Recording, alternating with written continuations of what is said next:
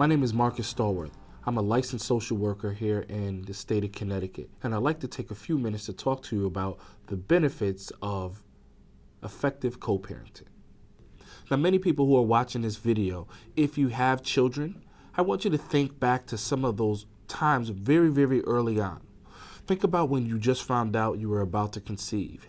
Think about what it was like when you saw your baby's first steps, heard their first words, had them perform their activities, birthday parties, etc., etc. All of those things are most likely some very, very memorable moments. Somehow, for many of us, particularly in America, although we have the great opportunity to have children, sometimes the relationship doesn't fare as well. The research supports the fact that in the United States, well over 50% of relationships, including marriages, are ending up in separation or divorce. So we have an opportunity to go to court, go through litigation, figure out who's going to get assets, property, and accrued money. But oftentimes, there is a major component that gets overlooked, and that is the children.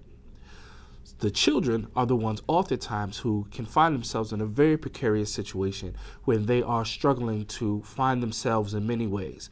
Some of them could struggle with loyalty issues with parents, figuring out means of identifying self-esteem, have increased anxiety, all of these things that can contribute to mental health issues and overall well-being. What we've been doing at Stallworth Counseling is working with families to figure out ways that we could work successfully to be effective co-parents, irregardless if you're living in the physical home together or if there's been a divorce or a separation. The focus of the work that we're doing is child-specific solution focus. And what we've come up with is a model that we refer to as an ABC model for strategies for effective co-parenting. They are accountability, boundaries, and collaboration. So when we work with children, we learn much, much, much more about direct implications and impact than any of the research that we could read in academia put together. Kids are having these experiences live and direct, and it is very, very important for children to see, even if parents are separated, that they are working together and their primary focus is the overall safety and well-being of the children.